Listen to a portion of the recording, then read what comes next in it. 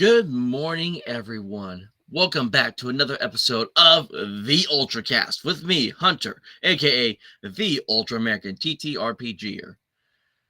And once again, I got a wonderful cast of folks with me here.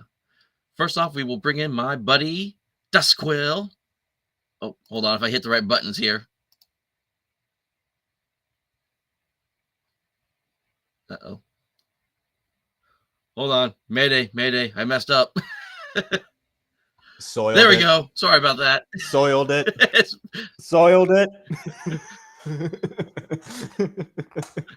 Hello, everyone. It's Duskquill. How are y'all doing today? Doing good. And then up next, we got my buddy, Mr. Roger Roger. Roger. How's it going, everybody? All right. And then, of course, we have the awesome, the funny, our powerful silencer of the OSR. Here's Johnny.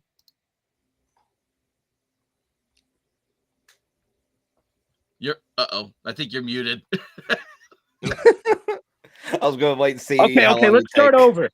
Soiled it. I once again failed to. I'm sorry, we have mosquitoes here, but I have failed to prepare an opening statement once again. All right. And then joining us today for the first time is my buddy.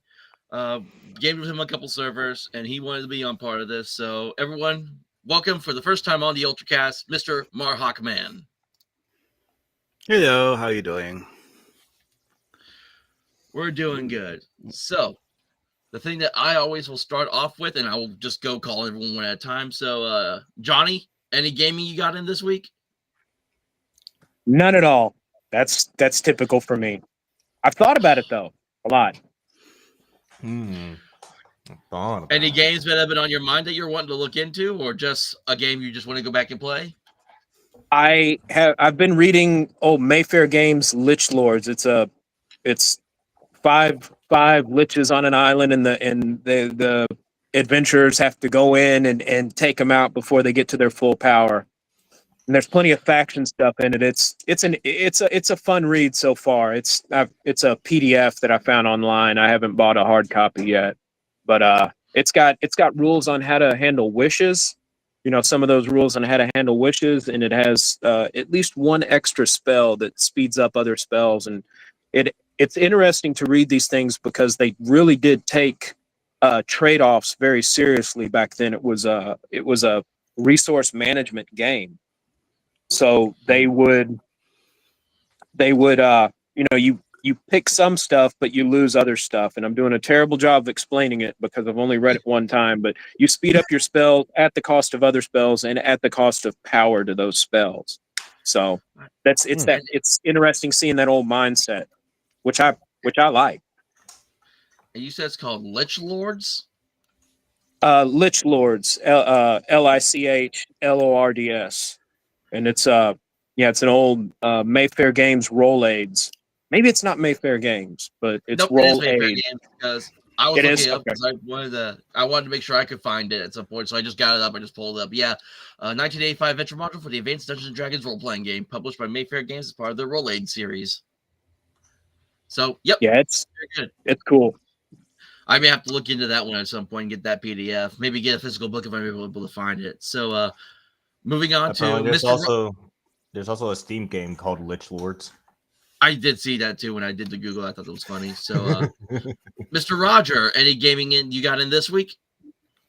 Last Sunday was the latest installment of the game that I run, Perils of Pandora, with some friends, and then Monday we did my One Piece D&D campaign, and things that I'm looking forward to. I played it a little just so I could make sure everything's working on OBS, but I am planning on streaming the new Digimon game that just came out.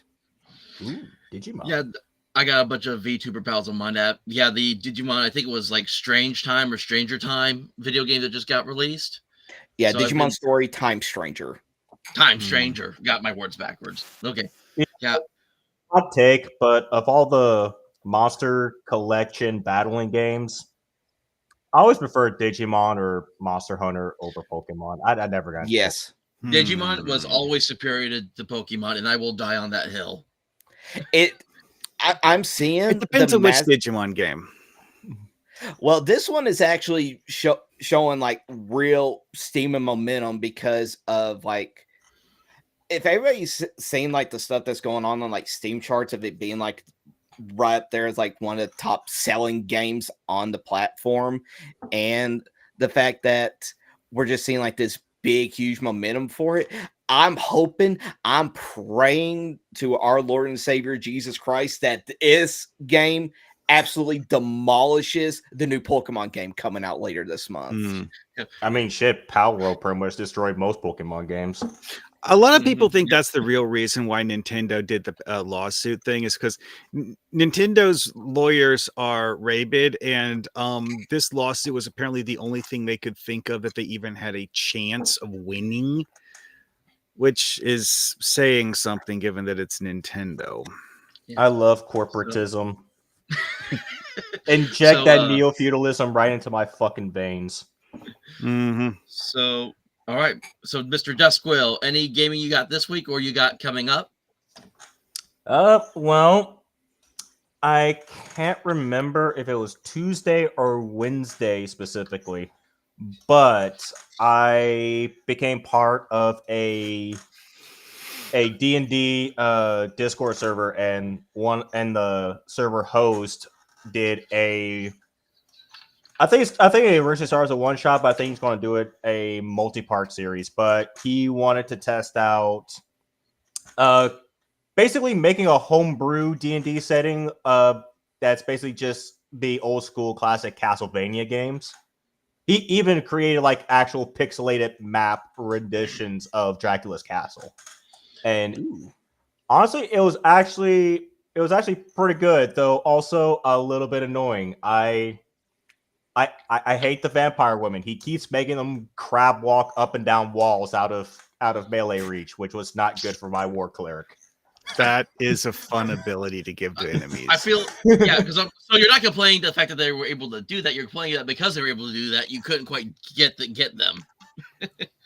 I've always played paladins and clerics in their melee kind of tanky ways, so they always had like throwable harpoons and crossbows.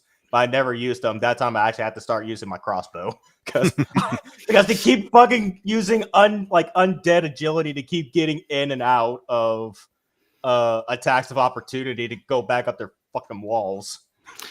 You know, there is a more annoying ability that he could have given to them that would have made it worse. Yeah. And that's a passive that gives them a chance to turn into a bat in order to evade attacks. Oh, don't worry. The boss fight we had was a giant phantom bat along with 3 vampire women Nice. on a staircase with walls. Yep. And It's like And that's then, the thing that vampires do in some fiction. It's like, oh, you're attacking me. Nope, I'm a bat now. Bye. or they just turn to a mist. I think in some cases, depending on what you read, some vampires Yeah. could just turn to mist. That too. One thing I did find funny though was that we have a Belmont in the group, and he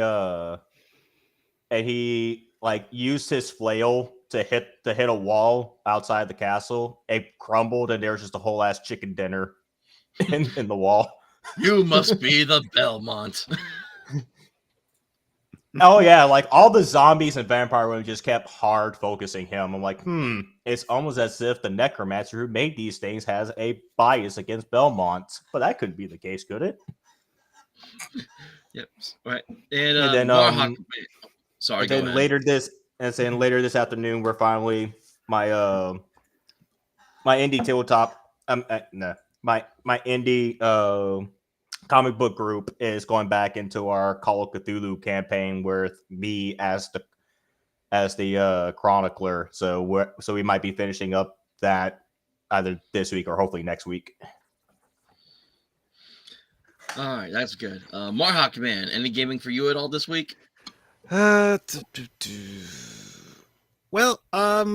tried out one of Miguel Ribeiro's I forget the name of it. It's this one book that he made that is for like simulating playing a 1980s action movie. I forget the name of it. Crap. Are you talking about the latest one by the Red Room? Yeah. I know what you're talking about, but the name escapes me too. But yeah, it's part of their new Micro Red series they've been doing.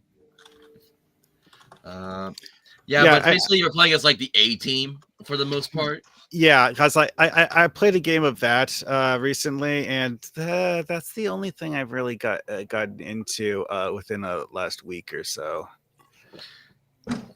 Hold on, now it's gonna bother me now. No smoking. I just finished my coffee. No smoking allowed in barracks. Yeah. Hold on, I'm trying. Now it's bothering me now that I can't think of the name of this series, that game either now, because it was like fairly new. Because they just did a revised Red, their main rule book, and then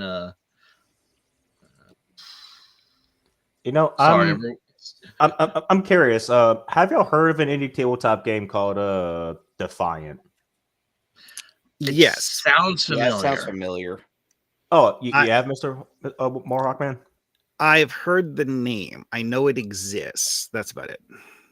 It's a game I've heard about a couple of times, like a couple years ago, when I was still before I joined the army. I was still doing the indie my indie tabletop showcase show, and it was one I've always been kind of interested in because, for the most part, outside of quite a few exceptions, I always found combat to be not satisfying in tabletop games. So I just became more conditioned to be more of a role player kind of player.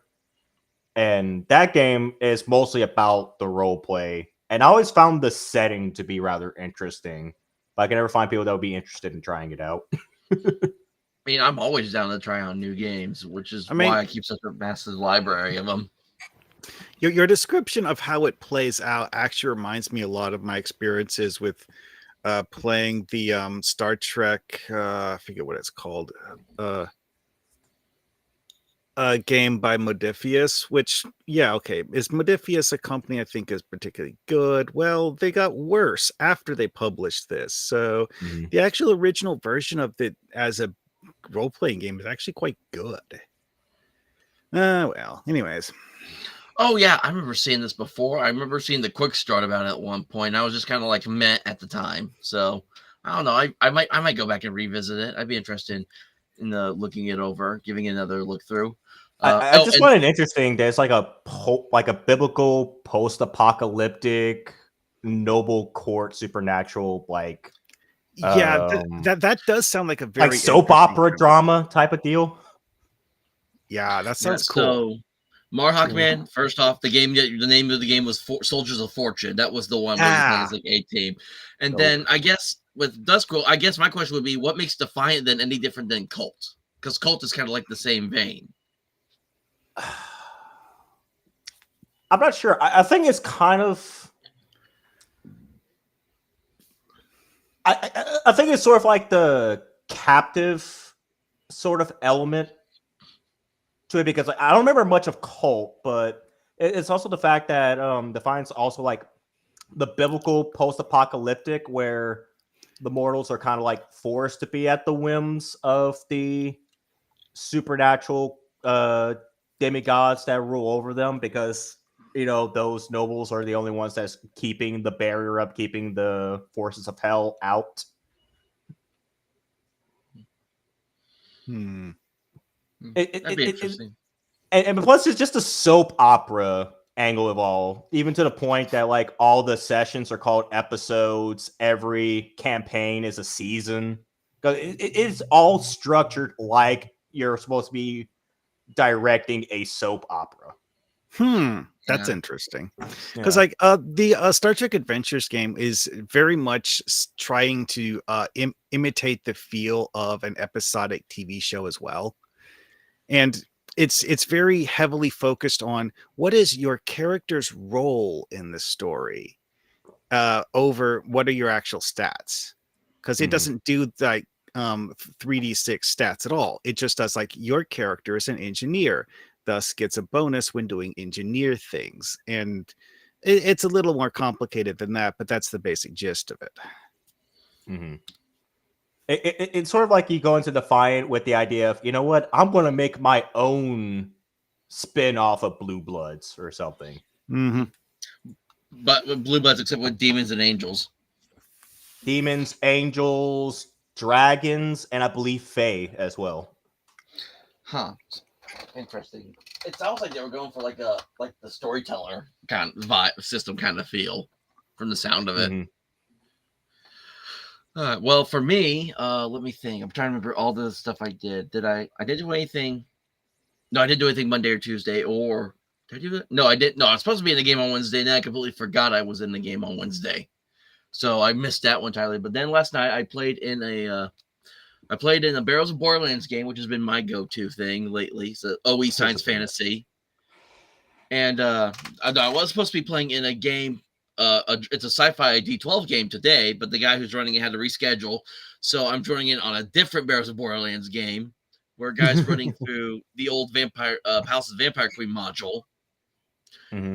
And then tomorrow, I got my Sunday afternoon game with my guys I usually with. And then we're supposed to be doing session 2 on Rustic Rollers of the 5e Curse of Strahd campaign. Will be happening tomorrow evening as well. Are we still on for that, Roger, I'm guessing? Yeah, there hasn't been anybody that said that they couldn't participate. Yep. And so I just want to, as always, I want to share out the this Kickstarter that I mentioned last week. Let me bring it up really quick. Yeah. Arduin's Portal to Adventure by Emperor's Choice Games, which has also been in works with Matthew Tapp that created Barrows and Borderlands. And as you can see, hold on, it's being a little slow on me again for some reason. As you can see right now, it's just started on September 30th, and they've already reached like 4 times the amount of their like Kickstarter goal. They're almost at 22,000. And from again, this is like over 100 backers. 114, yeah. That's impressive. Oh yeah, because it started on September. It launched on September 30th, and then let me get the campaign here. And again, the highest tier that you have, which me and my friends, we jokingly call it the Ultra Pledge, because it's an entire box set, but then you get this nice acrylic case that like protects it from like UV and all that. That is a nice and so item again, spread there. Hold on one second. Yeah, it's like, hold on. I just realized it's not showing all our faces, so let me fix that here. There we go. Or at least some of us. So as you can see, like you got, can I do it? No, let's not do picture-in-picture. Okay, this will be fine. Hold on, I'm sorry. I'm trying to figure out which is better. There we go. That's better. Yeah, again, it's got you got the entire Arduin trilogy as part of it. You actually got Blackmore is actually in it. I forgot to mention that last week because you got the Lost Dungeons of Tonesburg. And then you got Barrows and Borderlands will also be involved with it, which if I get this will make my 5th copy version of Barrows and Borderlands that I will own. Because I have the second printing booklets, I have the third printing booklets, I have the second printing omnibus, and I'm about to get a third printing omnibus. You know what, Hunter? I think it's now time for us to come clean. That is our master plan. You thought this entire time you're hosting a podcast, and actually all of us got together to have an intervention about you having this obsession. It really is an obsession, though. It's such a good game, and I've enjoyed it. It's like me and like some other guys have been doing like solo plays of it, and I'm going to start a brand new one starting next year with the game as well, because literally the guy Matthew Tapp, he's printing everything. He has literally an entire printer setup that he does, that he just prints everything off. So the idea is like maybe in like 6 months or less, they're going to have this all shipped out to us. Mm-hmm. Because he's just printing like daily, nonstop. And yeah, you just get all this stuff with it. And I think after the shipping that I paid, the pledge for the box with the UV case, it's like $210 total. Did they have different pledge tiers for different rewards? They do, actually. I'm about to pull that up. I'll share that off now that I can actually see it. So yeah, premium protective case bundle. So it comes with the acrylic display case with magnetic removable top, an actual box that comes in, Arduin Trilogy, Barrows and Borderlands, Lost Dungeons of Tonesburg, Portal Adventure combined character sheets, because this is actually like you could like combine the character creation from Arduin and from Barrows and Borderlands to make like your own version of the character. Some art prints, maps, collectible cards, all the various grimoires, and then they also, I guess they also, if you want to do them as add-ons, they have all these different miniatures from Emperor's Choice Games that you can add on if you want to. And then so even the reward systems are modular in a way. That's interesting. Yeah, because you can literally just get the entire grimoire bundle by itself for $100 add-on. But hold on, let me start finding all the. Yeah, this is just like the PDFs alone are $30. And this is all the PDFs of the thing, except it doesn't look like you don't get the dungeons of the Lost Dungeons of Tonesburg. You just get Arduin and Barrows and Borderlands in this one. And then here's the physical box sets, which are $85. And then the entire bundle is without the case, it's $145. And it's like, this is the one that's actually not that bad. That's actually a pretty good deal. Yeah, because I didn't see. So there's I've actually looked. Let's look at. There's 14 backers only for the PDF version. There's 11 for the just normal trilogy box sets. But then for the there's 55 for the normal bundle. But let me see how many are on the. Yeah, there's at least 31, myself included, for the premium protective case bundle, or the ultra bundle, as I'm calling it. Ultra bundle.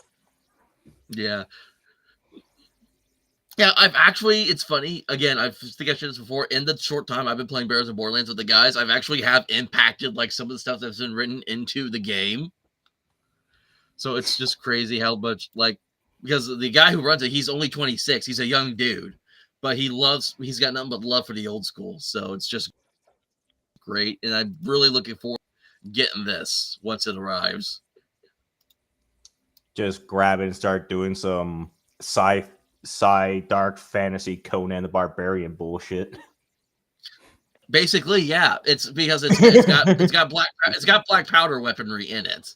But you could easily because I know a lot of the guys, they take stuff from like old school essentials. There's a guy, the Scrying Dutchman has a book called Modern Necessities that includes like modern day weaponry and all that, and he even has cyberpunk, a cyberpunk version of that system of Modern Necessities where it's like all the laser weaponry and stuff too. And the entire part of Portal Adventure is there's portals to other game worlds. Like we have Hyperborea, we have Mothership, we have Barsoom in the game as well. And I literally just found out last night, apparently Jesus Christ is one of the many gods in the Barrows and Borderlands universe. Okay, interesting. That was a new one. I don't know how that came to be. But this does kind of tie in. Sorry, go ahead. Sorry, I don't want to derail. You were talking about television role. You're talking about soap operas. This is a very real thing. I've heard about that. Yes, I ran it at a con. Yeah, I had to buy it. I haven't played it yet. I want to make my mom play it. She hates D&D, and I'm like, I got her the All My Children role playing game, which TSR made. And now I've got this Dallas role playing game. Eventually, we're gonna have to play it, and like only me and my mom are gonna be the only two who know what the hell's going on. Well, my wife, she's old enough. She knows. I know she's older than me. I know at one point there was that the Cortex or Cortex system where they made a bunch of different games for just a bunch of different television shows. Like you had Supernatural, you had Red Dwarf, they did one of the Firefly games. This is how I found out there was a Smallville TTRPG out there that literally heard about that. You could either create your own character in that world, in that show world, or you can just play as the people in the Smallville show. Yeah, well, I mean, because like when it's a game based on an intellectual property, it's just natural to take the characters from the actual show and write stats for them. Mm-hmm. Yeah, and frankly, from what I've heard previously, if you're just to buy the Barrows and Borderlands Ultra set, you could just make these characters and have a portal to their world. Yeah, Yep. of course you do have to kind of like readjust. Like if you're wanting to play like as your character in Barrows of Borderlands, like say in Hyperborea, you may have to tweak some of the stats a little bit, and maybe some of the racial stuff too. But I mean, usually it's not too bad, especially since like Barrows of Borderlands would be very much compatible with a game like Hyperborea, with your any usual like white box or even like advanced D&D kind of game. Yeah, but at that point, you're mostly just tweaking it. You're not really doing a whole ass from scratch reconstruction of the character. Yeah, because I have a white box Barsoom game. It's called Warriors of the Red Planet, and it's entirely basically John Carter white box is all it is. Mm-hmm. God, I mean, love like John Carter. Like for examples of things that are definitely not actually like AD&D based, you have like that Wendy's RPG game where it has stats with similar numbers to AD&D, but it doesn't have the same stats. And all of the abilities are level granted. You don't actually choose to learn skills in that or choose to take feats. You just get stuff when you level up.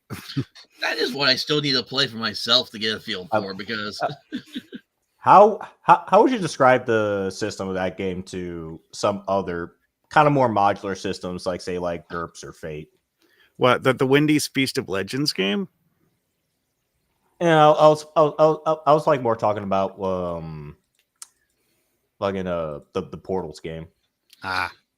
it's very much just it's called Portals of Adventure, but it's all Arduin and Bears of Borderlands are white box OE systems. So you're playing basically OED and a variation of OED and D. There's not very much different. So, but I mean, I love it because it's rules light and simplistic. That's what really kind of drew me. And plus, the science fantasy is what I've been kind of leaning more towards with a lot of my gaming than just like medieval fantasy. And heck, I like I say, I like to do like bright fantasy, as I call it, where it's like modern day orcs, like orc police officers, SA elves, as I like to call them sometimes. So you got the Cholo elves, basically. Oh God. Yeah, the reason I thought of the Wendy's Feast of Legends game was that you mentioned that whole like portals to different worlds thing. It's like, oh, that's something that's a very, very different world that your characters might have an existential crisis if they find themselves up in.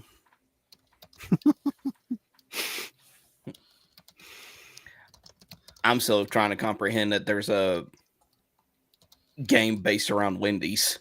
Have you run this game? I've read the book several times. I want to run the game. I've never been able to find a group to play it, unfortunately. Man, I'm in. I'll have to get the PDF. I have the PDF, so I just need to read through it and then try to get a group together to run it sometime. Maybe we just have to do that for like an UltraCast episode. We just play Feast of Legends. I would say it could be interesting to have a mini series in the UltraCast where we actually like run each other through games. See, one thing to remember with the Feast of Legends game is that the bad guys in it have their own bad guy factions, and each of the bad guy factions is a parody of one of the other fast food chains. Yeah. Do you have a hard copy of this? Like you have the Frozen Jester, who is a parody of McDonald's. Yeah. Hard copies of Feast of Legends are extremely hard to get. Yeah. They had a limited print run, which were sold and or given away at a convention once, and that was it. Yeah, yeah, I've seen them, and they didn't actually sell them. The PDF was absolutely free to download. I remember that. You can still find the PDF floating around. I know Internet Archive has like almost every PDF.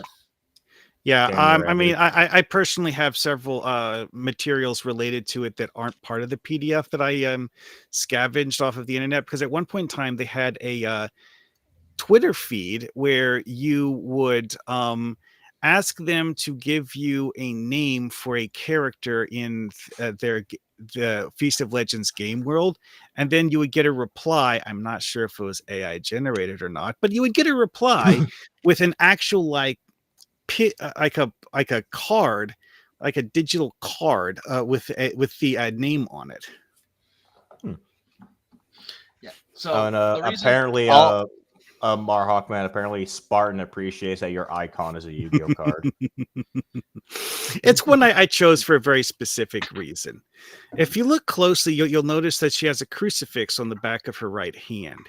It's one of the examples of a card whose art in the original Japanese version had crucifixes on it that got removed for the US release.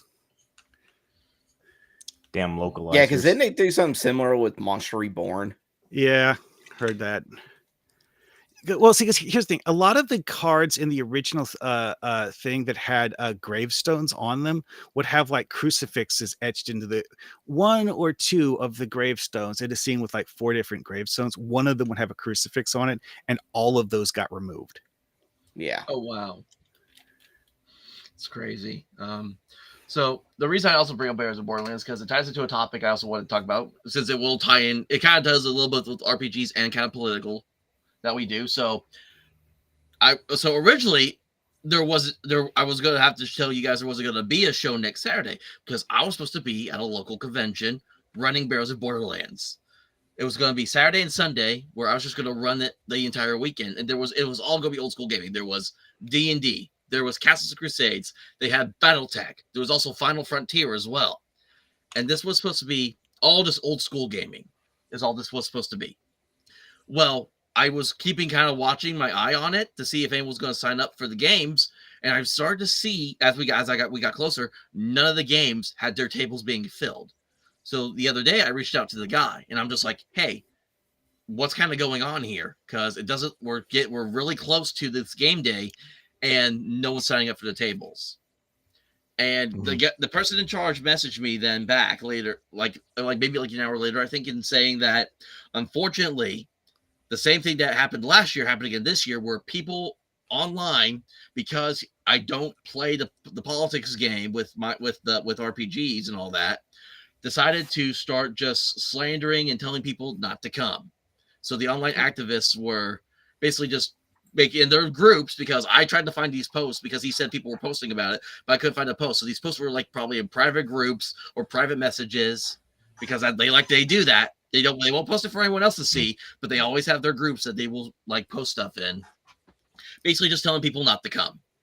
And so he had to cancel it once again. He had to cancel it again, and he's got to offer refunds to those that paid for it, which was me. I had to pay to go there, and then also I had to pay to go there and sign up for the games that I wanted to run there. So, jeez, yeah, this is why I'm basically ever since the Kirk thing, Kirk assassination, I've been now to the point where I'm like, the left needs to be almost purged from our hobbies, because we see it with RPGs, we see it with media, everyone canceling their Netflix accounts now as well because of some of the shows that came out. We see it with video games, how they have basically people who are trying to declare themselves as members of Antifa being in games like Ghost of Yote. Mm-hmm. What was the name of that con? The guy didn't want me to like start actually be. He didn't want me to name it. Basically, like he was looking at me talking about, but he didn't want me like go with like naming what the con was and all that. But it wasn't. If I may, I'm sorry. If I go, I'm sorry. I'll wait. I was just gonna say it wasn't like a huge con or anything. It was just a small local thing. Is all it was. Yeah. Well, that's part of it. That like you can't, like you can't really. All you can do is control your table. The same thing with the con. Most of us, if we're going, some nerd, fellow quote unquote fellow nerd, telling me, "Hey, don't hang out with that guy." That didn't work in school on me. It's sure as hell doesn't work in my grown-up life, and it's not going to work at a con. The people who fall to that quite possibly weren't going to that con in the first place. I would think that mostly his thing would be a matter of advertising. There's just, I can't imagine somebody, I can't imagine that many people, nobody on the sane side of this. And I think most of us were on the sane side of insane. We're crazy, but we're not that level of crazy. Well, I can't imagine them not signing up. Functional. That's just how it is with everything. That's just how it is with everything. Where you got these places, these companies that cater to this particular group of people, thinking that we'll do this so that we could try to bring in the most amount of people into to buy our product and everything, when in actuality it's always rinse and repeat, where they cater to them. They never had any kind of interest into the hobby. You're disassociating yourself from the original fan base and whatnot, and you're thinking that this new group is coming in, and when they were never going to be interested in buy your product in the first place. Well, that's another thing, is that one thing that Elon Musk actually pointed out about the whole like Twitter cancel mob thing is that a lot of the cancel mobs on Twitter were actually bot farms. That's about right. Yeah, that is so. I will say I did think it was weird. I didn't see as much advertising on it, so I'm wondering like if he actually was like putting up like signage in game stores, because we do have quite a few game stores here in Northwest Arkansas. The other problem I see also is this was gonna be hosted at a place in Fayetteville, Arkansas, which down here is like the most leftist liberal city in Arkansas right now. Like there was an issue we had at one point where I used to work at a Whataburger a few years back. And there was a point where we didn't have styrofoam cups coming into our store, all because Fayetteville had decided, oh no, we want to get rid of styrofoam, so everyone else has to follow with us as well. So for like months, we had these cheap, crappy like paper Coke cups that we had to give to people, and we finally eventually got our styrofoam cups back because the company was like, no, we're not letting a city dictate what we can have at for our stores. Now, I got a question.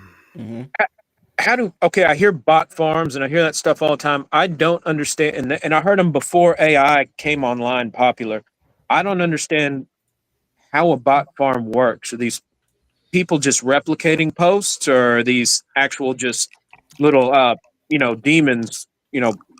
Well, that's the thing with this, is that it's not entirely clear from the standpoint of people looking at it what they actually are, because of the fact that it could just be one person with 20 accounts spending 30 minutes copy pasting things onto all of their 20 different alt accounts. Or it could be someone using some sort of scripting thing to do the copy pasting for them. Like a legit program. Because like some of these, the numbers people were seeing were upwards of 100. That's something that you would need scripting tools to manage your alt accounts if you actually were trying to do like 100 alt accounts by yourself. I mean, shit, we've already have like threads of like the Chinese bot plantations, essentially, where you see those videos of massive as operational switchboards of like dozens upon dozens, almost 100 phones with their front screens removed, but all electronically wired to automate posts and actions at like hundreds of ticks a second. Mm-hmm. Yeah, because like that's part of the whole thing with that Elon Musk had in the Twitter files, is that when he bought Twitter, the majority of the traffic on Twitter was bots. Now, when I say bots, I'm not talking about like generative AI things, but like simple search and replace scripting tools. Like one of the things that I heard about years ago that was something that a lot of people have seen the result of, but didn't understand how it happened, is that someone actually made an application that will connect your Twitter friends list to a website, where the website will update your block list for you so that it will preemptively block people whose opinions you disagree with. Oh, that is... I see that like so many times. People you just have no interaction with whatsoever, but you're already blocked from them. Yeah, that's how. Yeah. No, I wouldn't be able to talk to anybody. Shit. No, it's funny. We were just talking about the whole like how television was introducing like trans ideology stuff. Like they did in like a strawberry shortcake like cartoon of all things, and a buddy of mine that made my tabletop frontline shirt. He's doing this thing now where he takes some of the cartoon and TV show characters, and it's like, because you know how they say like this cartoon character says trans rights kind of deal. Well, he's now saying this character says Deuce Volt. Yep, I saw that. So I thought you know how it's a pretty good counter meme of people saying, "I'm done talking about women's rights. Let's talk about women's wrongs." I think we might need to do that, but with trans wrongs. That's just the thing, is that you can't get validation in real life for your lifestyle and ideology, so you have to resort to pretending fictional characters are validating it. The latest one I saw was Torchic says trans rights. A freaking Pokemon. You're trying to claim it's doing all this. How delusional are you? Torchic says trans rights. Huh, that's weird. I thought only Meowth could talk. Yep.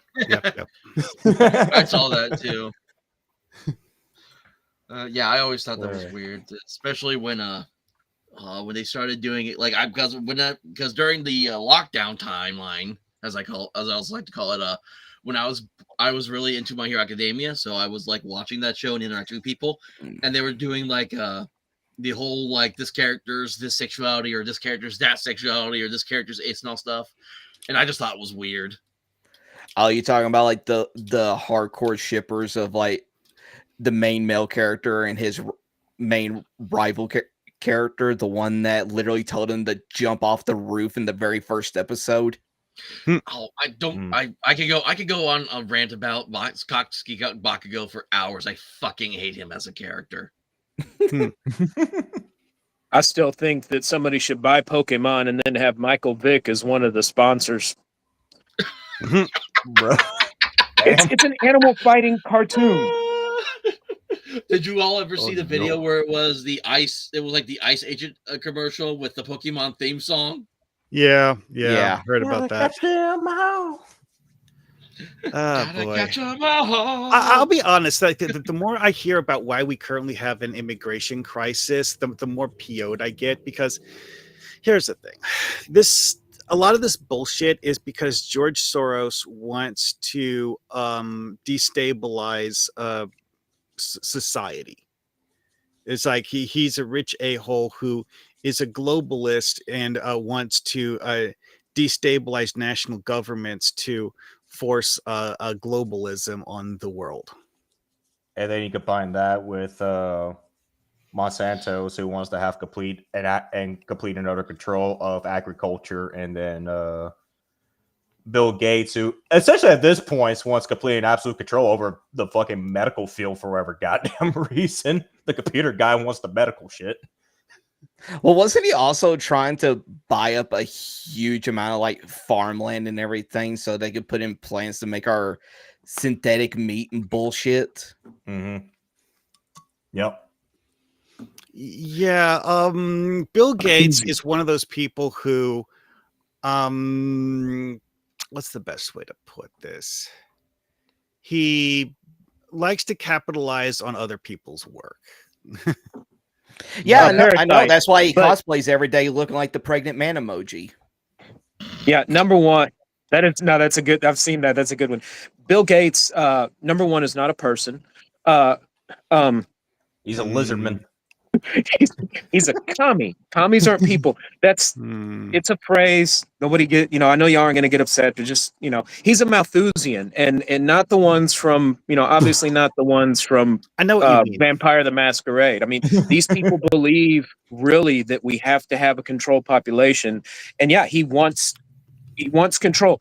Sociopaths are overrepresented in business and surgeons tend to be politicians, and he's one of those top tier businessmen, and they pathologically overestimate their control. So he's got a number of people that he thinks should be on this planet, and he reckons if he controls, this is my personal looking at it, analyzing it. If he controls the agriculture, then he can start to control the food production, and starving people is no big deal to them. Stalin was able to do the Holodomor because he didn't see the Ukrainians as people, and you would drop out of personhood as soon as you opposed him. Well, And see, This the is same thing with Malthusian ideology is that it frames the idea of having too many people as a social ill that everyone needs to work to correct. And thus, anyone who opposes it is fundamentally evil and unworthy of being allowed to express an opinion. it's the same mindset perhaps, and I'm still studying critical theory. I'm still sitting on those classes that I really need to finish. As soon as you oppose it, you prove that it exists. As soon as you oppose it, you prove that you are one of the opposition. Obviously when you oppose, but as soon as you say, I doubt it a little bit, oh, well, it's Marx did the same thing with the what is it, false consciousness. False consciousness is at the root of every one of their arguments. So you can't actually argue with them, because as soon as you argue with them, you're just demonstrating that you don't understand. If you know more, oh, then you'll get it. There's no possible way to have any other opinion as long as you've got all of these facts. Actually, And it's weird talking because to they people deny like that, objective truth. actually talking to people like that in a person, because I had one of my cousins try pulling that on me. You get to an interesting thing when you ask them questions and then they suddenly realize that they don't actually know anything and they can't answer your questions. So they just call you an uneducated imbecile and tell you to go educate yourself because they can't articulate what they believe. Yeah, I can throw facts. I can throw actual events. If you're discussing, for instance, Ukraine and Russia, I can throw tons of stuff. Not mine. It's, Scott Horton and all these other people that I read and I listen to. And I find that the more facts I throw, the more they retreat into just essentially I'm arguing with a living bumper sticker. Yeah, well, All like they can do is one person I had a conversation with in person, I was talking about the Maryland man thing. They're like, "Oh, well, his rights are being violated. He hasn't been granted due process." I'm like, "Really? In what way were his rights violated? What is the proper due process in this situation, and how was it not followed?" And they're like, go look it up on the internet. It's easy to find on the internet." one of my favorite reversals of that sort of situation. I've done this a couple of times in like actual debates where if the person like calls you an uneducated imbecile just for asking questions about a situation or trying to come up with scenarios of a certain situation, you can basically reverse that back onto them by saying, well, I'm not an imbecile because an imbecile would not even be able to conceptualize questions and statements to better understand the situation. Meanwhile, it would be the mark of an imbecile to not have the critical thought or the ability to simply explain the concept and just tell other people to go educate themselves on it. Yeah. It's funny we're talking about go ahead. I'm sorry. I like to use, and understand it's an amateur version of it, but I like to use Socratic on them. Just ask them questions, and okay, I got you, because I don't have a problem being ignorant. I don't like it, but I'd rather ask questions. Sometimes, unfortunately, I do have I still have an ego. It's still, you don't want to look like you're stupid. You don't want to look like you're ignorant, but you ask them questions and they will get very irritated with you, because they honestly, when they go back, their knowledge is not very deep. Most Marxists haven't read Marx. Well, like that thing with that cousin I was talking about, it's like I had a long-winded discussion with him about government corruption, and he kept saying, "Oh, well, that's wrong. Well, that's wrong. Well, that's wrong." I'm like, "Okay, so what's right? Tell me, explain to me in your words what is right." He couldn't do it. He absolutely couldn't do it. One And of my that was one of favorite. those cases of someone just blowing up on me and telling me to go do research and look it up for yourself. I'm like, I already did that. That's why I'm telling you you're wrong, because I looked it up for myself. And then I came to the conclusion that your stuff you're spouting is complete garbage. Yeah, One of my He favorite went sayings. nuclear when I told him that. One of my favorite sayings is that it's better to be ignorant than stupid, because ignorant is innocent and it's easily fixable. Yep. Stupidity is willful and impossible to fix. Ooh, here's a fun one for you. How did the current Iranian regime come into power? Terrorism? Nope. A lot of destabilization. Okay. Yeah, a lot of yes, U.S. the intervention. US CIA had a heavy impact on this. This is true. However, another aspect of it is that the current party that is in power what was the main opposition party to the previous regime and lied to every other party that opposed the previous regime, telling them that they would, do this, that, and the other, and treat them, better Basically than the previous promised to regime did. be the party opposite, essentially. And as soon as the current Iranian regime came into power, they basically executed all of the useful idiots that helped them come into power. Yeah. That sounds very familiar. Same as how every communist and even fascistic state gets into power. Well, okay, here's the thing. The Iranians are not communists or fascists. They're worse. They're a religious totalitarian government who yeah, but they're Muslim, so it's okay. Muslim is a religion of evil. No, seriously. This is a discussion I had with my brother this week, is that Islam is literally a religion of evil, because think about it. What does the Bible actually directly say about Islam? Almost nothing. But there's that part in Genesis where God is talking to Abraham about his two sons and how each of his two sons is going to go on to become the forefather of a great nation, and how those two great nations would hate each other's guts and have enmity placed between them, causing them to fight each other to the death for all of time. What is that enmity? Islam. Yeah, so just to kind of move forward from this topic really quick, because the one thing I want to bring up, because we're talking about arguing with people, was I don't know if you all follow, I don't know how many of y'all follow the Side Scrollers podcast, where they have they'll have like Kershaw, they have who's the chick that's like Christian extremist that calls everyone the gay slur like constantly.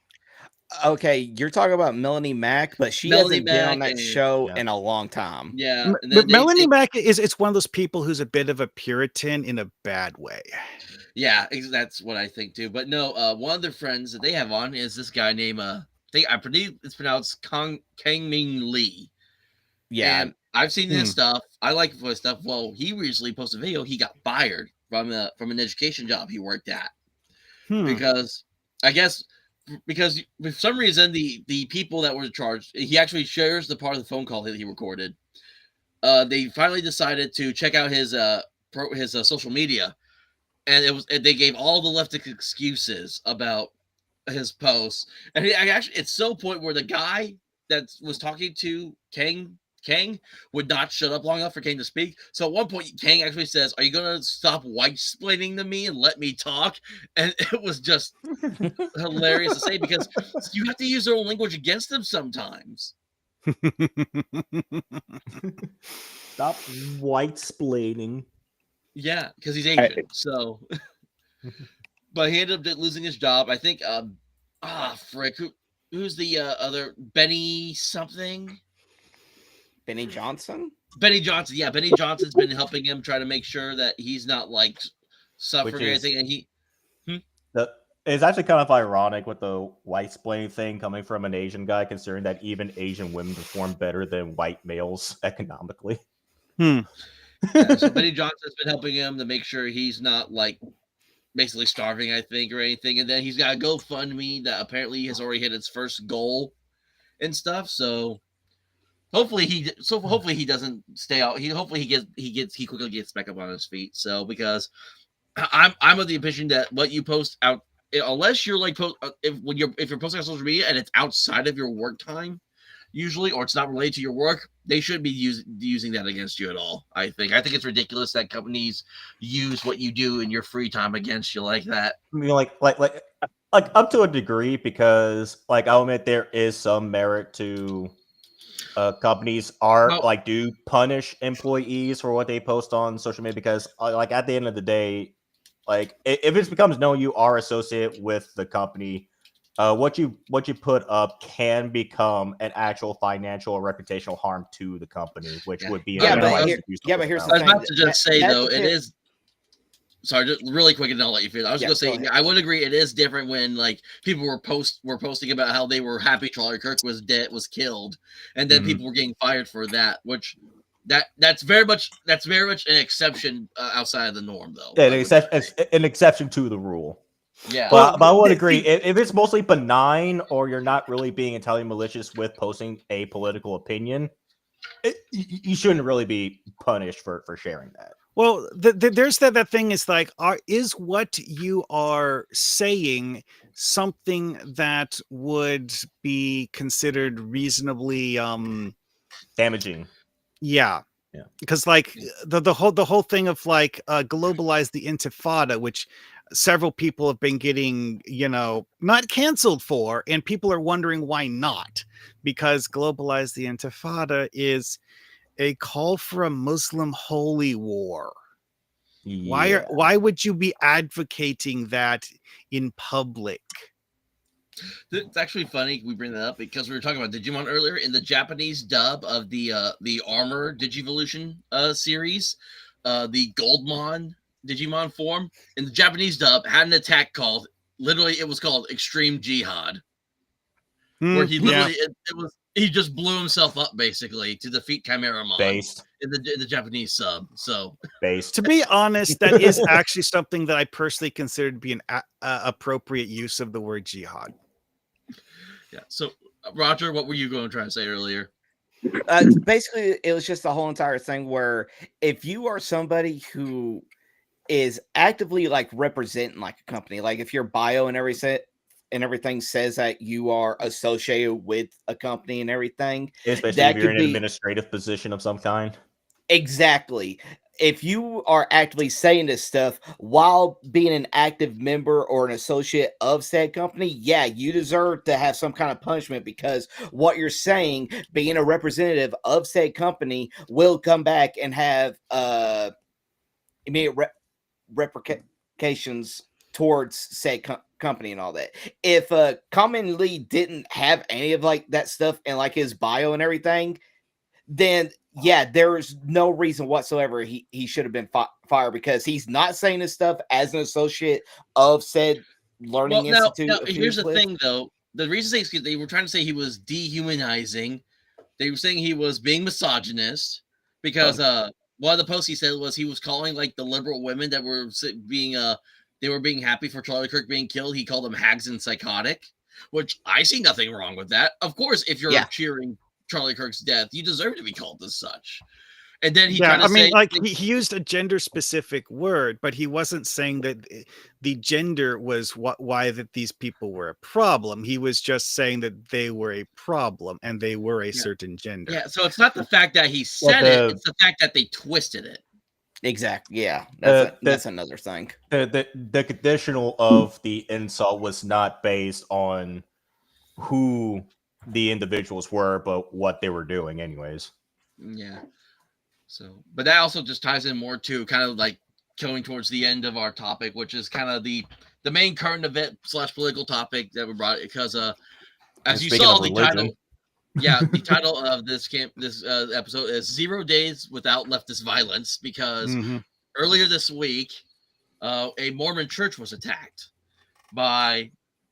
This is the part of the thing that drives me whole nuts about this situation is we got all the details within like a week about Charlie Kirk's assassin, what happened, what was on the bullets, we still cannot figure out like who exactly this guy was that attacked and burnt down this church. I wasn't All that- exactly following this event. Do we have like any ounce of information about the guy? Okay, Yes, so actually, he was it's just that people keep there's like multiple versions of things that may or may not actually be true. And one of the things that someone pointed out is that one of the sources of information is something that is possibly coincidental and not his actual information, but we don't actually know for sure. Yeah, it's like he was a Trump supporter. He's not a Trump supporter. He was part of the army, and then like he had a Trump shirt on in this photo. Then apparently it's photoshopped, and then it's like oh it's anti-Mormon. No, he just had issues with the church. Where everything is so convoluted with this story that the only thing that anyone can really agree on is that it was basically just a guy that hated the Mormon church. Apparently, that's the only thing that's been able to get any sense from this attack that happened. Yeah, it's like Apparently. the one thing we know for certain is that the guy hated the religious institution.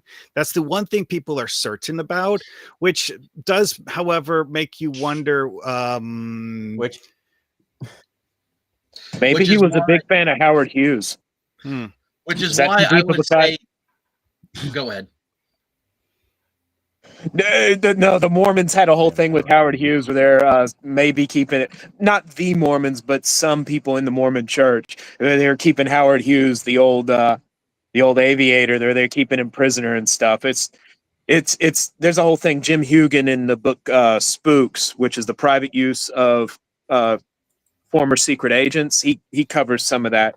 It was a whole conspiracy thing, and I'm sorry, it's an old guy joke. Like if they find a poster of Howard Hughes in his house, I won't be surprised. Yeah, but this is that's why, a long ride.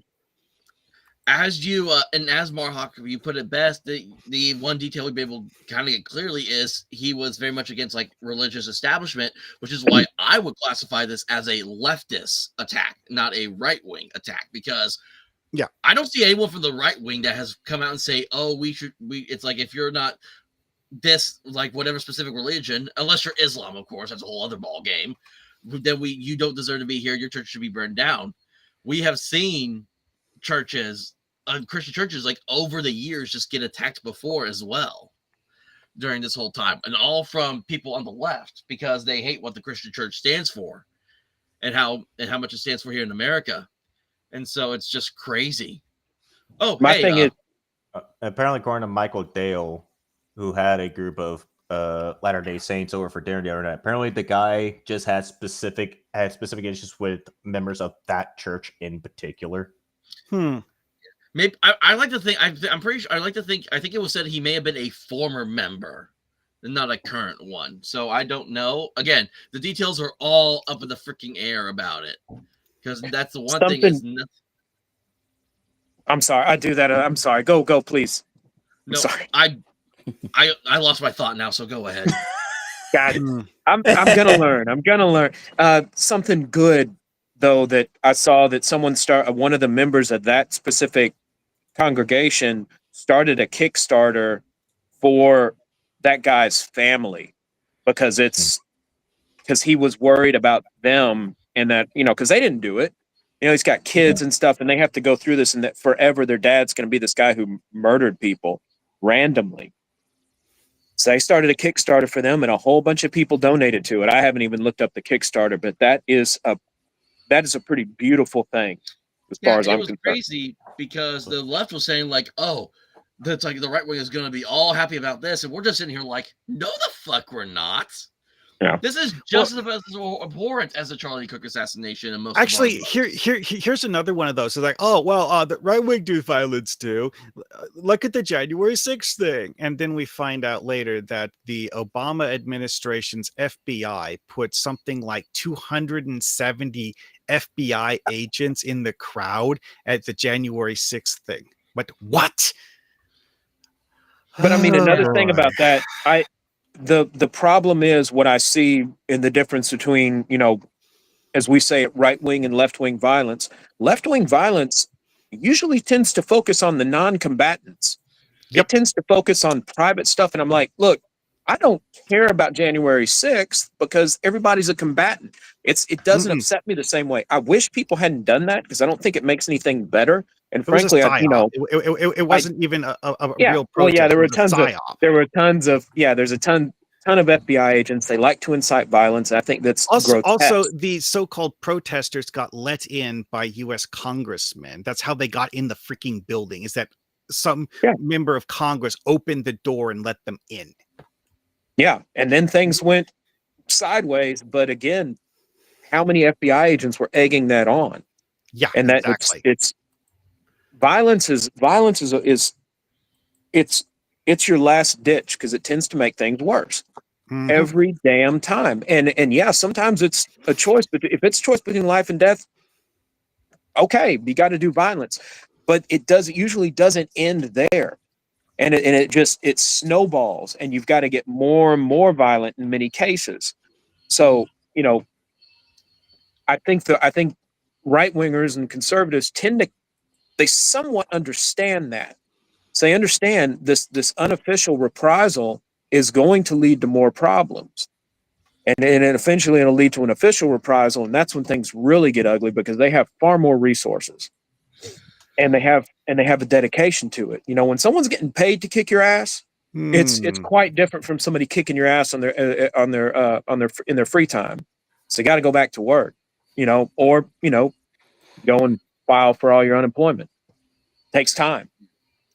The other thing about this incident was people were calling it, originally it was just a Christian church.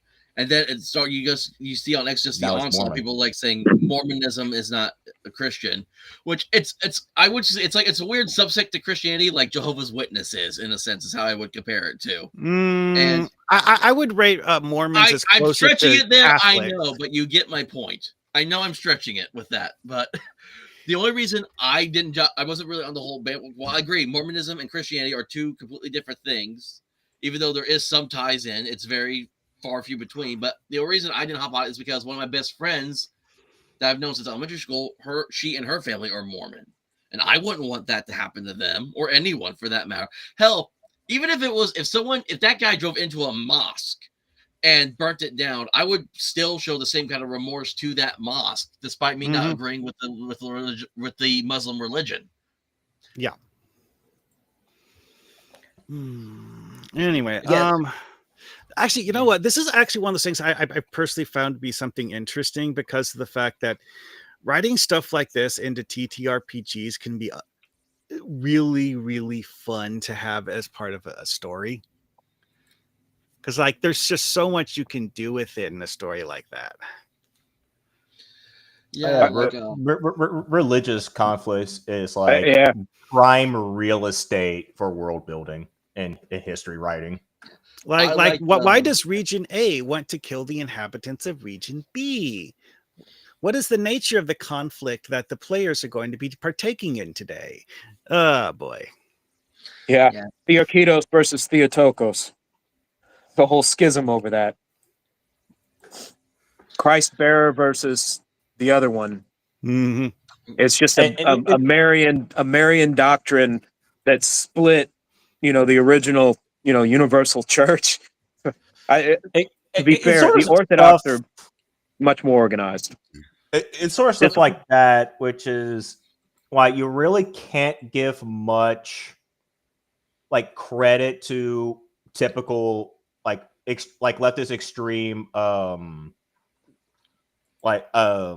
train of thought because for example when it comes to topic religion, it becomes so anti-religious they kind of forget what religion exactly is, especially if you ever ask them on stuff like Israel versus Palestine, and for the longest time, it's it's a simple conflict resolved. Just do the two-state system, have them share the Holy Land. That's what we used to have. It's so freaking simple, and it's it used to be that way, but Hamas decided they didn't want it to be that way.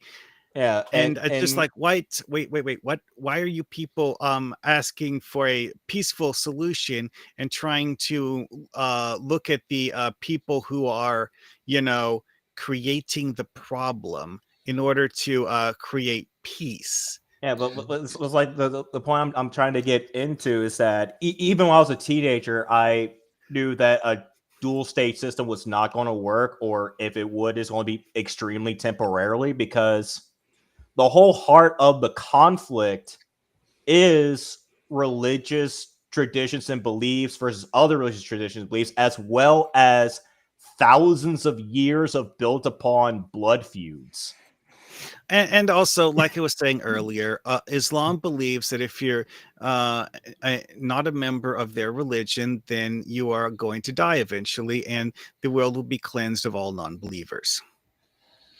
Yep. So, How that happens and how quickly that happens is the difference between the radical ones, who are realistically traditionalists, and the indolent ones who are willing to let other people do their work for them.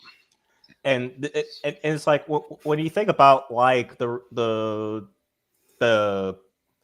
conflicts of religious beliefs that leads into the Israel versus Palestine state, this will I'll come in as myself, the anti-religious person, to say that is all illogical and irrational and stuff. Like, no, it's all perfectly freaking logical.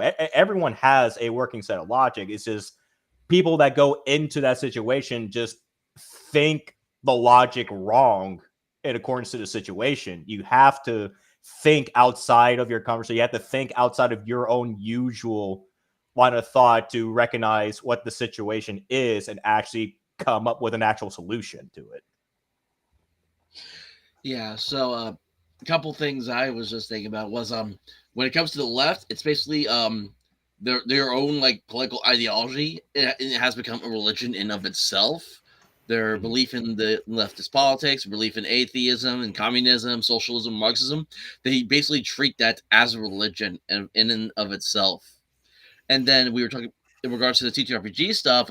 I don't know how familiar everyone is with the Wraith of the Oblivion books, but they released a book called Charnel Houses of Europe, the Shoah.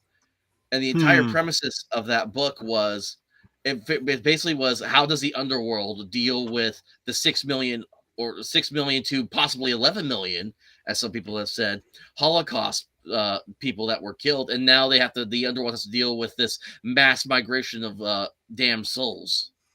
I'm telling you, my Lord King Hades, the underworld cannot sustain this massive influx of Jewish immigrants. Yeah, it was interesting because I know there's like it has a whole thing about like because you have it's the same thing with Wraith as is a vampire. You have your different you have your different like soul factions that you're a part of, and then and then you got your own personals with the shadows that each character has, which is what ended up killing my Wraith of the Oblivion game that I was in at one point that only lasted 2 sessions. And so yeah, that is rather interesting though. Yeah, I know there's a guy I follow. I have to make sure I'm still following him now. He has a whole series where he covers a lot of like the different storyteller books, and he did just a separate video on this book alone. So I'll have to try to find it and share it with y'all. I always think I like the concept of supernatural, like you play as the supernatural monsters with their own like inner faction political gambits. You know, the World of Darkness series with werewolf and vampire, and now this Wraith thing. That's kind of interesting. Yeah, Wraith was part of the original run of the World of Darkness before Renegade started up with their own. So I wonder if I don't know if Renegade will do it again, but I'm not a big fan of the World of Darkness. I don't like how that system works, but I forgot to mention that my Thursday game I was in. We was playing Shadow City, which is made by Chubby Funster, which is basically Vampire the Masquerade, but for the Shadow Dark system. So and that only lasted 2 sessions too because on Thursday we TPK'd. Yeah, that sounds about right. As is tradition. We got killed by a gargoyle in an elevator. Are you truly a DM if you don't go out your way to try and kill your party? That is very much true. But I was really hoping we could play longer. So see, I'm the kind of person who would have an elevator mimic. Elevator mimic. Oh Lord! see, like here. like here's the thing. It's like I don't mean that in a literal sense, as in the elevator is actually a living creature pretending to be an elevator. No. I mean like you get into the elevator and it's basically a Saw booby trap elevator where you have either you solve the booby trap mini game or you die. But it's one of those things where it's like, to make it fun for the players, you need to have some sort of a tell that it's a booby trapped elevator that they could notice and not go that way, or it's just not fun. You don't want to railroad them and force them to take the booby trapped elevator. Yeah. Well, we were going through this traveling through this underpass where this witch with rats for eyes was living in, and we had to try to escape her and her rat army, which we did. And then we got to the elevator. It was supposed to be the way out. And then the gargoyle that was protecting also the whole underpass was hunting us down.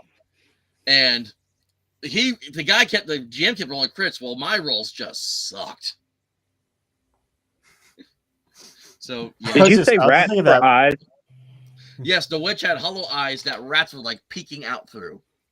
That's amazing. 4 eyes. Yeah. Essentially. Oh yeah, yeah.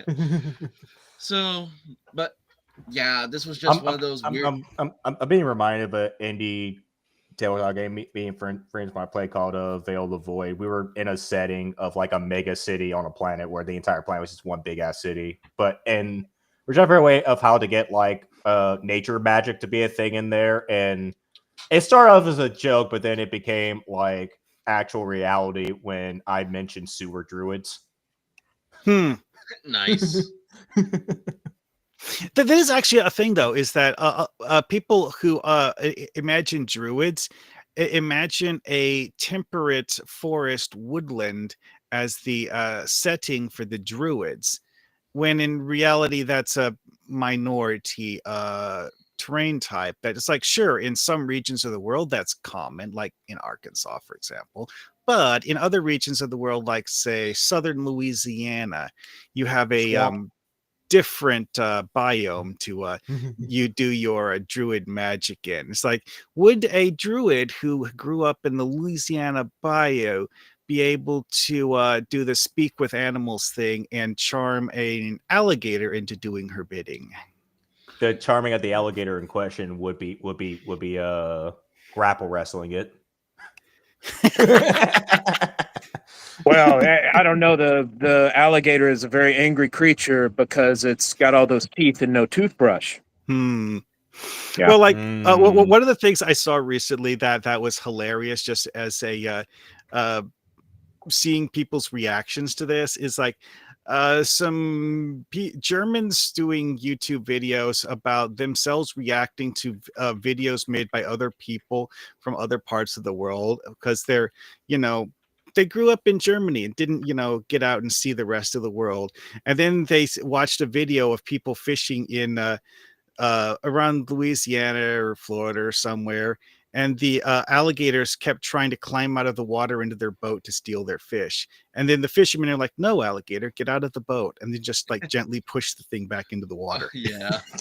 So, did you have any thoughts you wanted to share, Roger? I was thinking back to what we were talking about earlier about the whole entire thing of meeting customer expectations and whatnot and catering to one particular group and whatnot. So I've just been doing my own little research and all that. And like we were talking about that Ghost of Yotoi game and whatnot. Apparently it, within the first 24 hours of it being sold, it only sold 1.7 million copies. But you have to take in consideration that this is a PS5 exclusive game. So, and you got to think of the number of PS5s that have been sold worldwide. Yeah, that's going to hurt your numbers. Exactly, because I want to say there was like at least 80 million PS5s sold around the world. Oh, that's painful. Because I know a lot of people, especially after the freaking, because the chick that voiced the character Ghost of Yotei, she's also been active on like Critical Role and Dimension 20. So she's notorious for those shows. And then everyone started sharing the post that she made. I think it was like, I forget how many years old it is, where she's like, I am a proud Antifa member. And what's funny is she said, I'm proud member of Antifa, and so is my wife. Yeah, and then she lifts up her arm, and there's a bruise under her arm. So everyone started making like lesbian, like battery jokes. Lesbian abuse jokes. Because it has been proven that lesbians have a higher percentage of domestic abuse than most other relationships. Like compared to other relationship types, is like a grotesque higher percentage comparatively. Yeah. Mm-hmm. And then you just take a look at like what I mentioned before about Digimon, and so far the only numbers that we currently do have that we can go based off on is just on Steam. And as of right now, it has already reached within the last couple of hours the top peak of players at over 81,000 players just on Steam. And looking at the sales charts, it is currently the number 4 highest selling game right now for this month. And it just makes you think that maybe catering to the people that will actually purchase your product will actually keep your business afloat. Like, I say this with all the love of my heart as a Digimon fan, but can you imagine getting mobbed by a Digimon game? Holy shit. That's what I'm saying. I'm hoping this game just completely outperforms the new Pokemon game coming out later this month. To be honest, there have been Digimon games that in the past that were actually quite popular and sold big numbers. So Digimon as an IP that can get big numbers is something that I'm not seeing as something that's all that strange. Whether it gets bigger numbers than Pokemon, well, that's a different story entirely. But this is also another thing that just shows that also is a big slap in the face against like some people that kept on saying, oh, traditional turn-based RPGs are no longer in style and whatnot. It's all about the action RPGs. And yet you're seeing like the Baldur's sales Gate 3, of Expedition 33. Yep. Was there another turn-based one that became exceptionally popular as well? Let's see. I don't remember. I didn't pay that much attention. Another one that'd be more normie-esque would probably be like the Persona games. Yeah, Persona. I just had a funny thought. What if you're in Digimon? One of the villains is one called Tranimon. It's just Myotismon in drag. Bruh. I mean, there are just female Myotismon in general. Yeah. Well, he's just a metrosexual vampire. Myotismon was one of like the best Digimon villains, in my opinion, of like that entire first generation. I love Myotismon as like one of the main bad guys. Yeah. Oh, like, that reminds me of. Go ahead. Sorry. That reminds me of guys. That reminds me of something someone pointed out to me years ago that was hilarious. Is that, do you remember what Etemon looks like? It's like, Monkey Elvis. Yeah, Monkey right. Elvis. Okay, but what would you imagine the female version of Etemon looking like? It's basically just the same thing. I am picturing. I don't know why I'm picturing that so vividly in my head right now. It's almost disturbing. Oh boy! I'm just picturing like if Jessica Rabbit was a monkey. That's what's coming in my head. Okay, I can understand your argument with that one. Yes. Right. Some Digimon trying to gender swap them just has logical problems. I mean, one of the biggest thing in Digimon community is Lady Devimon and Andromon shipping them together, and they also have like one of those DNA Digivolution forms too, as well. Yeah. I still think this kid's not going out enough. They're not going. When I was a kid, we would go out and we'd fight our chickens with real chickens, and now the kids are sitting inside playing on their consoles, fighting their animals. And again, I think that the FFA needs to come out with a whole program to recruit more people. FFA, play Pokemon for real. No, it's funny. No, it's still cockfighting. It's just one-handed now.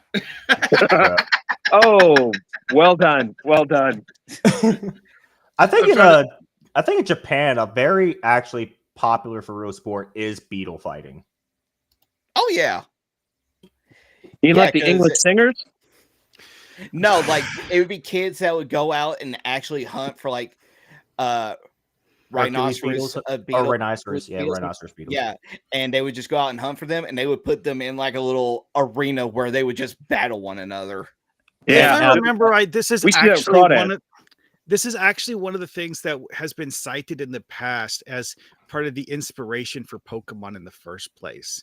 Mhm. Yeah, because It's why creator so many of the early game Pokemon are bugs, and why it's so rare to find like high tier bug Pokemon is because of the fact that you start with bugs and then you move on to other things. yeah, because the original Bugs are the creator of gateway drug. Pokemon- Yeah, Yeah. he did state that was one of the big inspirations because whenever he would like go to like his family house that was like out in the mountains and whatnot, he would just go out and just collect bugs and all that other kind of stuff, and that was one of the big inspirations for him coming up with the idea of Pokemon. I think after a beetle became champion, what they would do is that they would actually have like that beetle like professionally bred with like other beetles and then release it back out to the wild. Well, that's something. Yeah. That's exactly what that mathematician in Jurassic Park was warning us about. Oh yeah. Yeah, and now the current like Jurassic Park cartoon, they got like everyone of the same sex like making out with each other apparently. It's like I just saw this meme as I was looking through. It's got because the creator tried to speak up against like, oh, we're just trying to teach kids to be brave and be themselves, and everyone's just like, yeah, we're not buying that anymore. And it's that someone shared this meme where it's like it's that guy in the boardwalk and he flips over that sign. It's like ta-da! It's like, and the guys, it's a picture of like when the two women in the show were kissing. It's like, so how's this gonna teach kids about dinosaurs? And the guy's just like, dinosaurs? Yeah. Dinosaur. Yeah, exactly.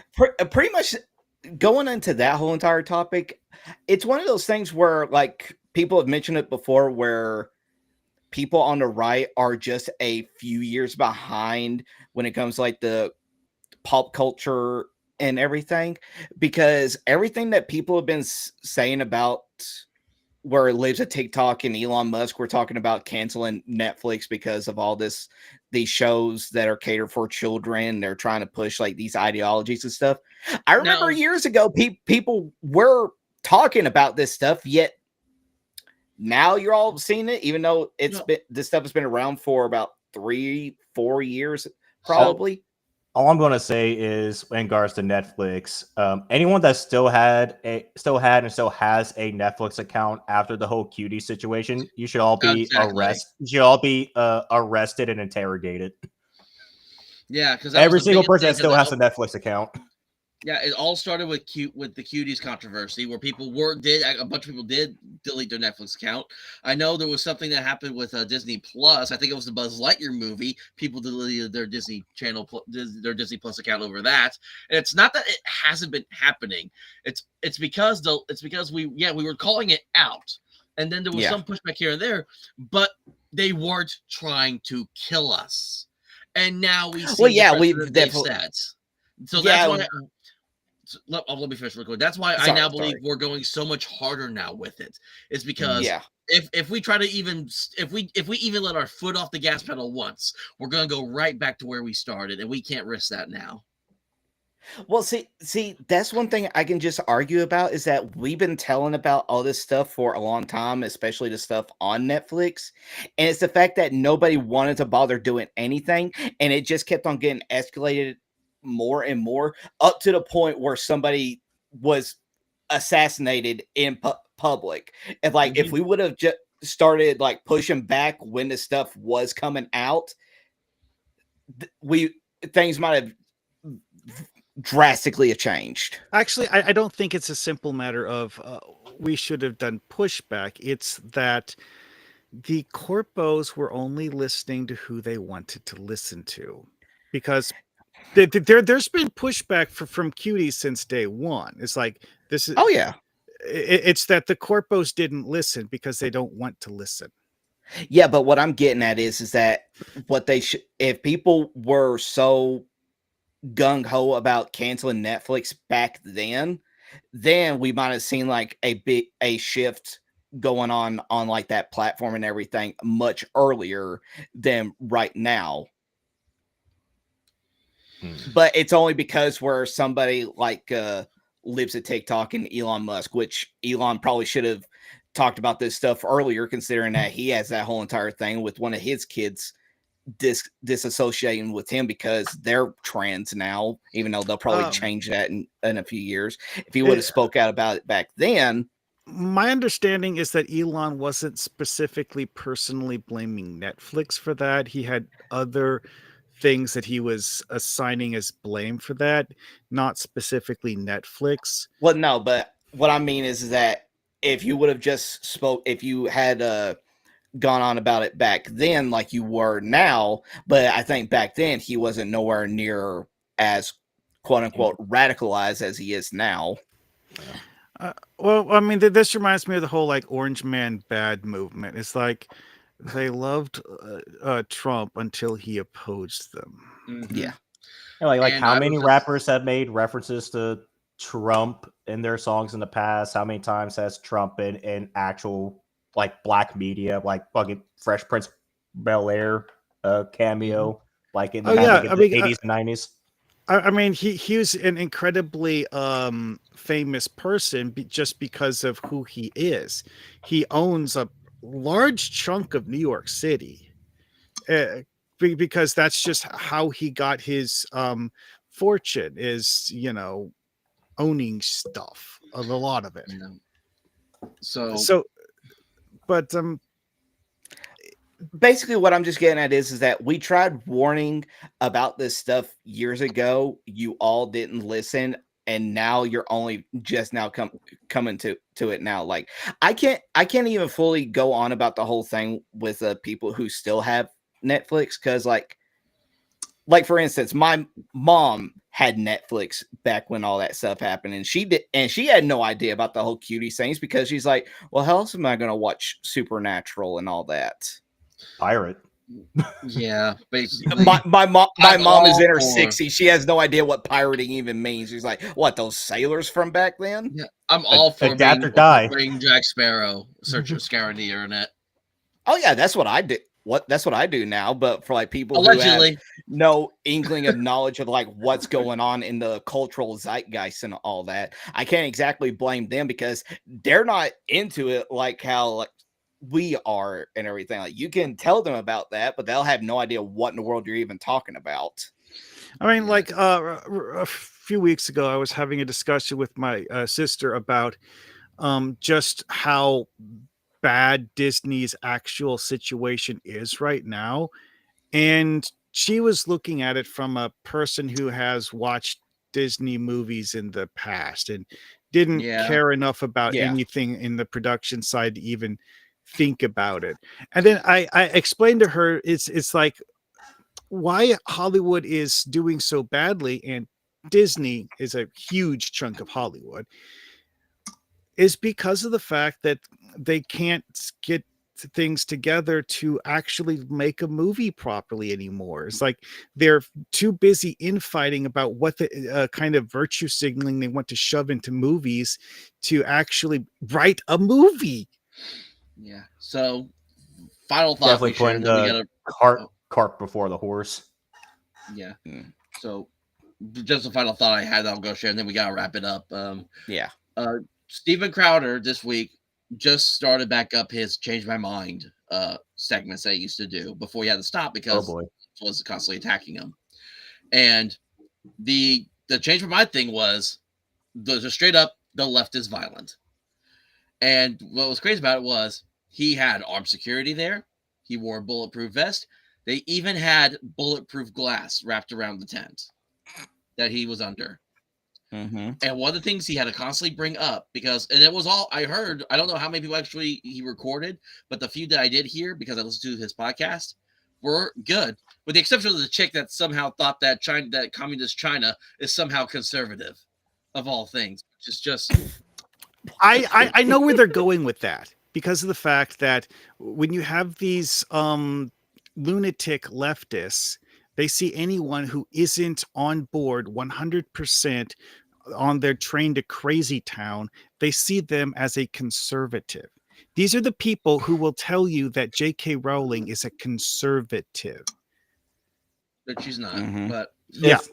If there's one thing I would say that's probably definitely wrong with leftists and contemporary liberals is that they genuinely lack the ability to contrast and compare, because they can only view life and how other people operate via lenses of reality that they are commonly associated with in their everyday life. They cannot actually conceptualize the idea of being in someone else's shoes to the point that they believe communist China is conservative. They believe Muslims are not conservative, because that's foreign shit to them. They do not deal with that stuff on the daily. So they have no frame of reference or ability to conceptualize that in actuality, a conservative Chinaman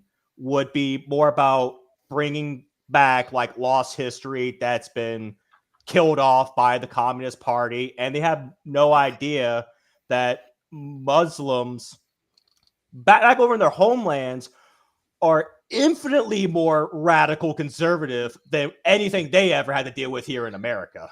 yeah, so But they cannot conceptualize that. yeah. But one of the things that Stephen Crowder had to constantly repeat to every single person that sat down with him was the left can come on these campuses and they don't need as much security. They can come on here perfectly fine and everyone welcomes there. We come on here, we are attacked and slandered, and then they killed one of us.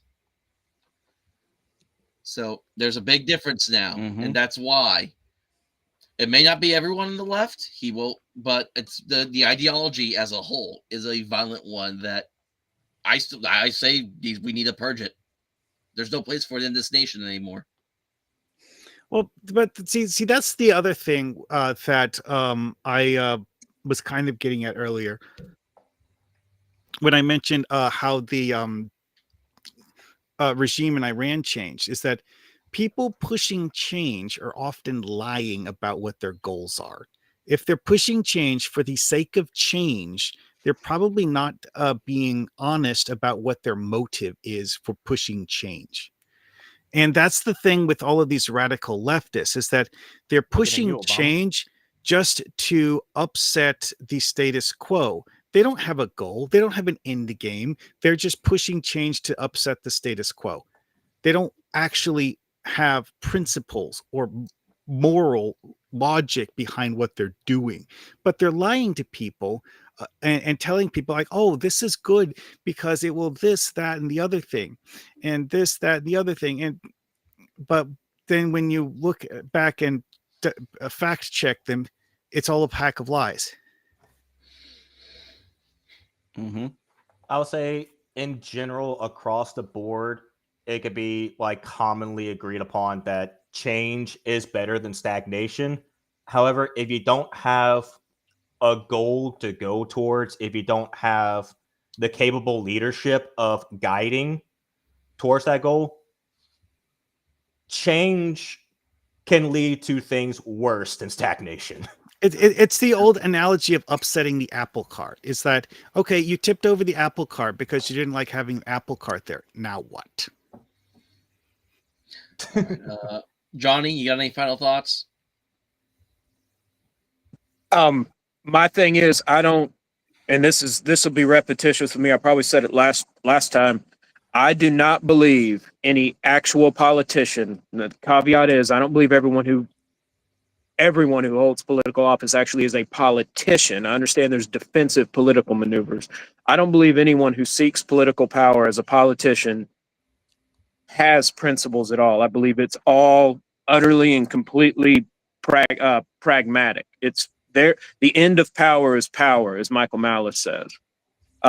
So yeah, the people seeking power in Iran are lying about their principles the same way that people seeking power in Israel or Hamas seeking power in Palestine and eventually Israel, because Hamas is a political party. So they're just seeking power. The people running Israel are just seeking power. The people running DC are just seeking power. We're all caught in between. The human beings are caught in between these fights. We're the ones who die in their wars. We're the whether we're combatants or non-combatants. You'll notice that Clausewitz, of course, started talking about total war and just destruction of civilians as a they don't even pretend to not destroy us. But I think that they're in game, and I think people hijack all sorts of ideologies. They hijack religion to do it. They don't care about us. Well, Kendrick Lamar, they're not like us. Is that line of thought that lately has been making me kind of becoming anti-democracy, anti-republic, and more pro-monarchist? Because when we strip away kind of the inherited powers, like sure, yeah, there's problems with monarchy and aristocracy and all that, where you have the chance of a sociopath coming into power or a chance of an incompetent coming into power just by merit of bloodline. But for the most part, you have more chances of an actual good or at least a neutral person coming into power. Meanwhile, when we strip that away and put it entirely to everyone could get into a seat of power, and it became sort of a situation where the only people interested of getting into power and authority are complete and utter sociopaths, and they got the perfect environment to thrive in. Well, the thing is sociopathy again. People who run companies often are sociopaths of one sort or another. But the thing is, if the sociopath, number one, democracy doesn't have good incentives. Democracy has the incentive of you get what you can get while you're in office. A monarch, a sociopathic monarch has. They have 20 degrees of separation from any consequences of their decisions. So you can't really trace monarchs suffer the consequences of their decision. Now they constantly try to not. I went from typical American right wing to typical, which was pretty much centrist anyway, to typical American centrist to ridiculous high school socialist to feudal monarchist, and now I'm off the page entirely. I have no faith in the state. But if I were to pick something, it would be some form of feudalism. It's the incentives are different. I don't want the same class attitude, but I think that class attitude was diminishing and was disappearing. That idea that, hey, we need to fix prices of bread, or we need to fix the amount of bread. That was starting to disappear. Free cities were developing things that a real autarky with the is in the sense of feudal manners being on their own, being able to survive on their own, could never do. And mind you, there were many, the Dark Ages, of course, we're finally getting out of that. Even the medievalists who are on the left admit that the Dark Ages were not dark at all. They were a time of great invention. Yeah. There's a word for you. Hold on. Here's a thought I had about that, is that Greek democracy. I'm sorry, Mark. I wouldn't mind getting you, except I'm trying to not go like a full 2 hours. So I was going to get so I apologize, but I don't want to keep everyone here all day. So Roger, did you have any final thoughts you wanted to share?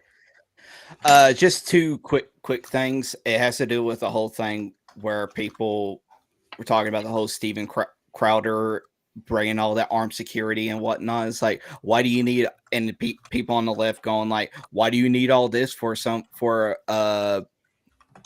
like a peaceful get together and all that? It's like, because we can't afford to have all this since your side shot one of us and all that. And I just wanted to give a quick shout out to one of the people earlier in our chat. Shout out to Jace, or Jose as we like to call him because he's Mexican, over on the Cancel This podcast over on Rumble, where me and him and some others do have a show called Tangent Kings over on the Discuss Things YouTube channel. Yeah, I got to meet him for the first time. I was doing my buddy Dash's Old White Road little show that he did a couple weeks ago. So I got to meet him on there. So he was cool. So I'll close this out with because Michael Dale had this question that he asked me when I was talking about the purging of leftists in our nation. Is talking about basically just asking like, how do we do that without like basically becoming like them? And I think it's the same. It's the one top answer. Just the ballot box is one that we need to go out in more full force than ever because the left has done it for years. The right needs to get off of their asses and do the same thing. But it's also now gatekeeping being more heavily implied and where our locations and our hobbies to where these people stop infiltrating and trying to corrupt and change like how companies and businesses work. And it's also it's also doing alternative media sources like using GOG instead of like maybe Steam or Epic, depending on how they start to go out, because sometimes they fall for it. Oh, And then God, also, Epic. this is the one time I will say this only because it falls under alternative media. The Daily Wires, like their little kid show service that they do, instead of doing like Netflix or Disney Plus, and hell, like we just said, Jack Sparrow that shit if you need to. Allegedly. Allegedly. Allegedly. Yes. So, Actually, and you know what? I If remember, you want, go I ahead. did have one thing with the kid shows thing is that a lot of older kid shows that were made by companies who produced them back in like the 60s or I'll be right back real 70s quick. or 80s actually uploaded them to YouTube where you can just watch them for free.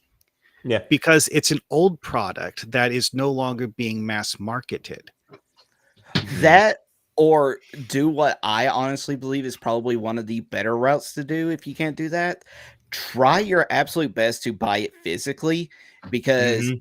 if you try watching it digitally, they can still just go in there and edit, alter it however they see fit. It's kind of like whenever Disney Plus first came out and you had that one mermaid movie that had who was it, Tom Hanks in it, and they had to stretch out the woman's hair when she was going into the water because it was showing her naked butt on screen. Well, that actually wasn't meant to be a G-rated movie in the first place. Yeah, but Yeah. even They still, them edited it going to in try and to make edit. it one. Yeah, it's So- going in and edit older stuff to fit with the current day political landscape. So, Yeah. like I said, in my honest opinion, if you can, buy physical media. So I know I bought it a while back. I thought I had it here, maybe at my parents' house, but a while back I bought a DVD box set of Liberty Kids, which was a PBS show that explored the life of these three like preteens living through the Revolutionary War times here in America. And it played on PBS all the time, and it was one of my favorite shows, on top of like Cyber Chase, too. That was one of my other favorite shows I watched. As much as I love Steam and absolutely worship our Lord and Savior, Gavin, I will blame Steam for the popularization of virtual media and how divorcing ourselves away from physical media is becoming the death of art and just media in general. God, I would love for us to get physical PC games again. Yeah, that's actually one of those things that I've actually started doing is like using things to download videos off of YouTube so that I can save a copy to a disc. Yeah, there's one thing I'm thinking about doing now when I'm back at home and I'm out the army by the end of the month is buying an external physical disc drive. So that way I could just start burning CDs. There we go. Yeah. Mhm. There's this guy I follow on YouTube where he does these skits and he plays all these it's all about all these old retro games that he still owns and plays. And it's why companies like Game Exchange still exist. They provide all that physical media, old movies, CDs, video games.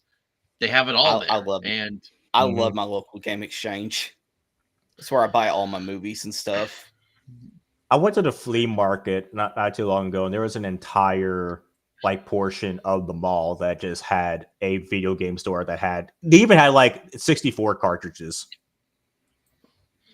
God, Nice. it was so fantastic to see. well, everyone, this will wrap up another episode of the Ultracast. We will be here next week since my con got canceled, but all's well that ends well, I guess. So we'll see about. Oh, hold on. Michael decided to do one last question before. we get off of here.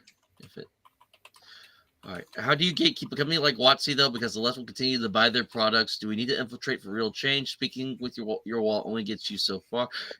But here's the thing though. The left isn't really actually buying that much of it though. It's like they're supporting it like social medially, but they're not like actually buying it that much. Yeah. There are people that Exactly. Oh yeah, yes, they're still losing more and more money at like every other month. Yeah, it's the same with from what I've Budweiser. From what I've heard, WotC D&D has basically just stopped making any money at all. Yeah, and they only have themselves to blame for it.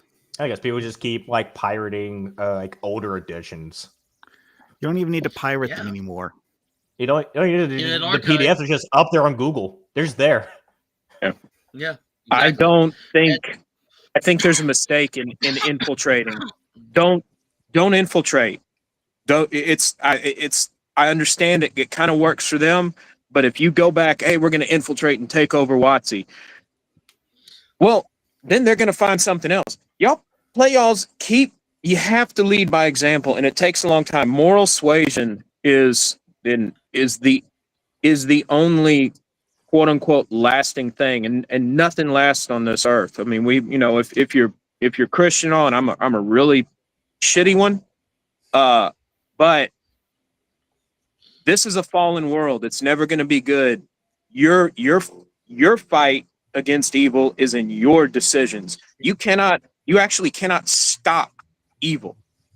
You cannot stop it because it's each individual and it's in yourself.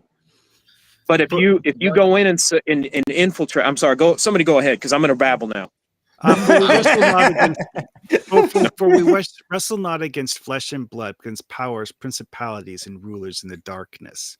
Yeah. It's about telling people and showing people the right way to go than raging about what you hate. Right. Have you read Tolstoy? Have you read Tolstoy's I can't remember the name of it now. I think it says it's Resist Not Evil. And I'm not a pacifist, but I consider that might be a flaw in my Christianity. But Tolstoy, I can't undo his argument, but he mentions that passage and he extrapolates from there to a position I think is entirely defensible, but I don't have that kind of faith. So my thing is, I would say don't infiltrate, create. Barrows of Borderlands was made by one dude in his home with a printer, and again, he's now on his third printing of these box sets. This game is isn't there a Kickstarter? That Portal Adventure. This is part of that Portal Adventure Kickstarter. Yeah, and it's like people want games like this. This is what people want. They don't need to join WotC or Troll Lord Games, even though I would say Troll Lord Games falls into people that are more like us, and they did their own thing with Castles and Crusades. Basically, we don't need to be a part of WotC or anything, or Free League, or God forbid, Evil Hat, in order to create these great games. Do it if you've got the resources. Do it on your own time. And I would say I'm definitely a believer of no empire lasts forever. Everything does and should have a natural end. Now, granted, some things end far more gracefully than others, but D&D has been around for like what since the 60s. It's the 2020s. It had a good run. Just it's probably time to just start moving on to other things. You either die a hero or live long enough to see yourself become the villain. There is that. Die a Chad or live long enough to become the cuck. Oh God. Become the destiny that you wanted, but not the right one. No, not destiny. Burn out and fade away. All right, guys. Well, I don't want to suck the Fontes. Oh no! All right. All the links to everything for all of us will be located in the description, which I still need to update because I hadn't gotten around to it. But I will make sure where you can find us, where you can support us at, will all be in the descriptions of these videos. And again, look forward to us again, 10 a.m. Central Time next Saturday. You all have a good day and play some games. Take care.